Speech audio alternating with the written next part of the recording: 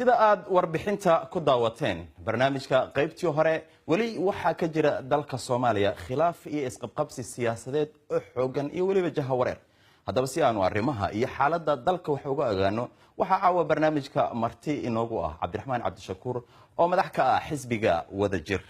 Cabdiraxmaan ku soo dhawow BBC Somali TV. waan dhawahay ma santa xaraare markuu ugu horeyso waxaan jeclaan lahaa inaan ku weydiiyo qarsoodi ma aha in inta aad wareegaysay wadamada kala duwan ee qurbaha inaad dhaliilo badan dawladda u soo jeedinaysay waxa ugu dambeeyay dhaliishaadi ama eedeymahaagi shalay inaad tiri in dawladdu ay si khaldan u maareysay maamul goboleedyada iyada xiriirka kala dhaxeeyo maanta waxa heshiis gaaray Hirshabelle iyo dawladda federaalka Soomaaliya arrinta ma aragtaa tilaabo hore loo qaaday runtii aniga dhaliishayda hadda ma bilaaban xaraare dhowr bilood ka hor ay bilaabatay waxaana shaki weyn ka qabay halka loo wado dalka dawladda ay u wado haday tahay xiriirka ay leedahay gobolada haday tahay xaaladda amniga haday tahay isku haynta dalka haday tahay heshiisyada maaragtay la xiriira doorashooyinka iyo dastuurka dib u eegistiisa waxaan ku faraxsanahay in golayaashii sharciga ah ee baarlamaanka iyo aqalkii sare iyo maamul goboleedyadii oo dadkii siyaasadda Soomaaliya ka go'do dhan ah hadda in lagu soo wada baraarugay wixii aan ka digayay muddooyin dhan oo la hado warxaq meesha loo socdo beel degan maaha meel sax ma aha haday su'aasha ay weydiisaa u soo noqdo runtii waxaan u arkaa dawladda wali waxay isticmaalaysaa xeelad xal uma jeeda meeshaas inuu ka soo muuqday xeeladaasna waa la yaqaanaa siyaasadda ama wax lagu yaqaano kala qayb iyo xukun waaye golaha iskaashiga dawlad goboleedyada murtiyadu jiray soo saareen si wada jiray u hadleen dabcan ayaga naftooda maanta heshiiska ay la galeen waare way ka jawaabeen dawlad goboleedyada manihi afayeenkooda runtii aniga laakiin waxaan u jeedaa dawladda inaysan abaaraynin xalka ay xeeladaysanayso xeeladaysiina u maleemaa in Soomaaliya hadda mushkiladeeda lagu xalli karo inay xalka wajahdaa fiican waxyaalaha isku hayaan ayaga dawlad goboleedyada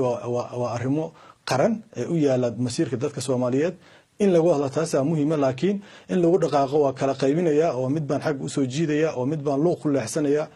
u maleema in xigmad weyn ay ku jirto aniga lama Cabdiraxmaan sida iyo muuqato ama codkaaga ka dhadhansan karo wax walba la sameeyo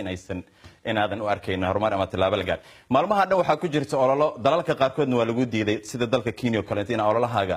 aad sii wadato arrintaadu ma mucaaradnimo iska cadba ma mid shakhsiyadeed ba mise sidaadaba musharax baa tahay 2020 2022 soo socda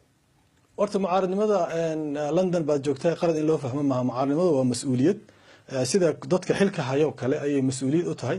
mas'uuliyadeedana waa mid in la saxo halkay u socoto dadka talada haya halkay u socdaan iyo dawladda halkay u socoto in la saxo marka waxaan rabaa inaan ogaato adiga iyo dhageystayaashaba inaan mas'uuliyad qaran aan hayo taasoo ah inaan u taagnaado sixitaanka dawladda iyo qaladaadkeeda waa mas'uuliyad qaran oo dadka Soomaaliyeed aan ku matalo cid aan martigu ahayna ma jirto waxaan ku faraxsan oo ku celinaya hadeertaan oo muuqata hadeertaan oo soo baxday waxyaalihii aan ka digayay hadda inay wada yimaadeen waxaan ognahay warkaaga ku jirtay in warbixintii saddexda maalin doodii ka socotay baarlamaanka xaaladda amniga ay loo jeedo xaaladii amniga ahayd ee waaqic ahayd laakiin waxa ka sii naxdi badan in golihii amniga qaranka Soomaaliya dhanba oo shirsaneyn madaxweynaha inta ku baaqay aan la shiri karin aysan isku imaan karin walaal wadanka wuxuu ku jira xaalad kale istaag ku jira wax la yiraahdo stagnation ku jira waa xiriirka dhan ayaa cakiran waxa hadda la isku dayayaa xataa baarlamaankii naftiisii in la afduubo ayagoo dalbanaya inay madaxda qaranka hor yimaadaan la doonayo in laga marin habaabiyo oo laga leexiyo la doonayo anigu waxaan u arkaa hadii la isku dayo caburinta iyo cadaadiska iyo kala qaybinta iyo farqadaynta sii socoto inay keentaa dhici karta qarax aan la kontrooli karin ama waxaan ay dhahaan maaragtay inta soo dhan waxba cadeyma uma hayno waxa mar dhow sheegtay inaad tahay mas'uul waxaan arinta u gartay in aad mas'uul ka tahay hogaamiye ka tahay xisbi mucaarada xisbigaaga Wadajir yaa ku doortay ma loo maray in adiga hogaamiye u noqoto nidaam doorasho leh oo la wada ogyahay waan shaacinaa anaga Wadajir 2006 la shaaciyay bishii July ayaa la qabtay shirka golihiisa fulinta iyo gudigiisa dhexe intaba hogaamiye aniga lagu doortay ururka gudoomiye uu leeyahay gudoomiye kama yahay laakiin hogaamiyihiisa ayaan ahay haddana dawladda ilaa sanadka soo socdaan qaban doona congresski oo labadii sano mar la qabsida ku qoran dastuurkeena waxaadna ogaataa annaga xisbigeena wuxuu ka diiwaan gashan yahay guddiga madaxa bannaan ee doorashooyinka dhammaan shuruudihii loogu talagalo kuwa aad sheegaysana waan buuxinay haddaan buuxi lahayna mabana la rajistar gareeyeen oo nalama diiwaan geliyeen taas muhiimaddu marka maaha taas muhiimadda waxaa waaye dalka waxa u yaala in laga wada hadlo ayaa muhiima cabdiraxmaan waa gartay xafladaha qurbaha marka laga soo tago meeqa gobol oo dalka xisbiga ka dhisan yahay oo xafiisyo ku leedihiin annaga xisbigeena taageerayaal hadda rajistaraysan oo online ku rajistar garaysan uu leeyahay laakiin shuruudaha xisbiga qasbayaba inaan deegaanada geyno Soomaaliyeed waana geynina hadduu ilaahay yiraahdo laakiin hadda qaabkan ku socono wuxuu yahay maadaama tiknoolajiyada casri ay jirto inaan taageerayaasha gobolada Soomaaliya oo dhan inta de hadda dowladnimada Soomaaliya ogol marka laga reebo Soomaaliland hadda aan ogoleen dowladnimada Soomaaliya oo ka madax banaani sheegato ka madax banaan inta kale annaga waxaan leenahay xubno ku register garaysan qaab online ah ama sida afka Soomaaliga adaa iga saaciid doona BBC-da ka shaqeeya laakiin online kaasan ku wadna waan u bedeli doonaa waaqic inay xarumaha ka furnaadaan waana tan la iska rababa xisbi kasta oo doorashada ka qayb galayo 2020 inuu yeesho waa shuruud la iska rabo waan u soconaa taas qorshaheena kamid tahay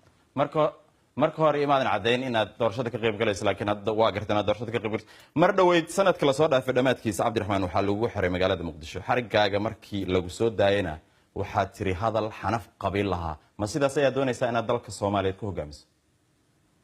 wala hada xanaf khaliif la anigu maan dhihin dacaayada laga sameeyo laga bana aan ku sheego waxaad tiri aan ku sheego laakiin iga raal noqo waxaad tiri ku sheega iga raal noqo waxaad tiri guul waxa guul ah baad tiri anigoo marti la ii yahay sharciga in aan u hogaansanaado dadka martida ahaan inay sharciga ka hor imaanay hadalka ma inkaraysaa dadka Soomaaliyeed u taala aniga meeshan ka hadlayna waa la joogay fagaaro la joogayna ahayd